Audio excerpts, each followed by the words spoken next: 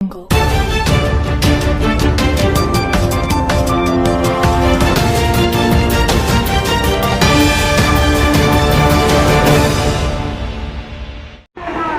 జిల్లా మాచర్ల నియోజకవర్గం మాచర్లలో చెన్నకేశవ స్వామి ఆలయంలో రథం ఊరేగింపు ఘనంగా జరిగింది.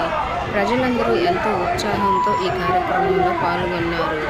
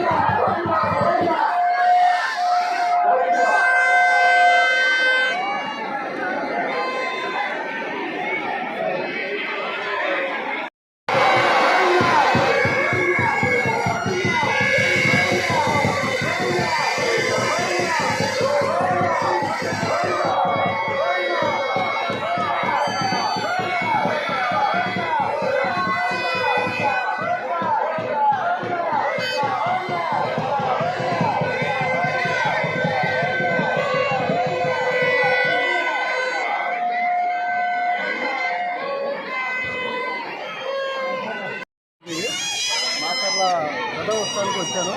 చాలా అద్భుతంగా జరిగింది. చాలా లక్షల మంది భక్తులు వచ్చి రథోత్సవానికి పాల్గొన్నారు. జరిగి ఎటువంటి ఇబ్బంది లేకుండా సక్రమంగా జరిగింది.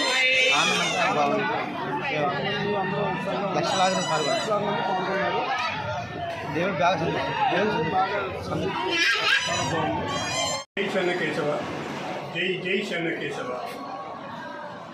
పల్నాడు జిల్లా మాచర్ల నియోజకవర్గం చెన్నకేశవ స్వామి ట్రస్ట్ బోర్డు చైర్మన్గా కొమ్మరి అనంతరావుని మాట్లాడుతున్నాను.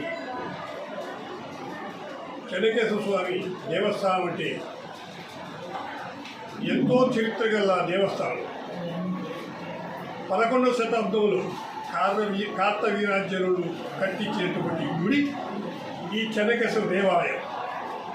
దానికి 12వ శతాబ్దంలో బ్రహ్మనాయుడు గారు మరమ్మతులు చేయించి సాపకూడు సిద్ధాంతాన్ని ప్రవేశపెట్టి ప్రజలందరికీ అందుబాటులోకి తెచ్చినటువంటి మహానుభావుడు బ్రహ్మనాయుడు గారు నిర్మించిన మరమ్మతులు చేసిన గుడికి ఎంతో ప్రాధాన్యత ఉన్నది.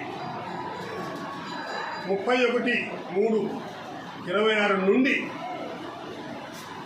అంకురార్పణ మొదలుకొని 15వ తారీఖు 4వ నెల వరకు 16వ రోజు పండుగ ఆరంభమవుతుంది.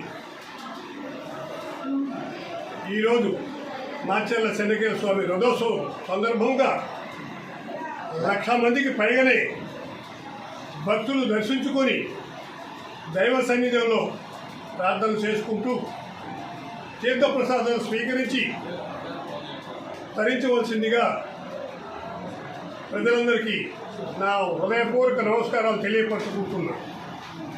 చెన్నకేశవ స్వామి మాచర్ల చెన్నకేశవ రథోత్సవాలు 1880 నుంచి విరాళంగా ఇది తయారు చేశారు. ఇది 1880లో పల్నాడు జిల్లా దుర్గి మండలి గ్రామానికి చెందిన ఆ కందులపల్లి పంతులు గారు అనే ఆయన శ్రీశైలం సమీపం నుంచి పెంచోలు బండి ప్రాంతాల అడవిలోంచి కూడా పుట్టిల్లోంచి ఈ కలప తెప్పించి ఈ రథాన్ని తయారు చేయించారు.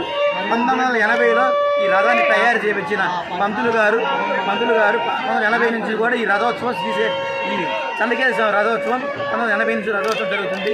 మాచర్ల చెన్నకేశవ స్వామి రథోత్సవానికి ప్రజలు లక్షలాది మందిగా పాల్గొని ఈ మాచర్ల చెన్నకేశవ స్వామి మహోత్సవాన్ని జయప్రదం చేశారు. Ramesh, TV6 AP state bureau.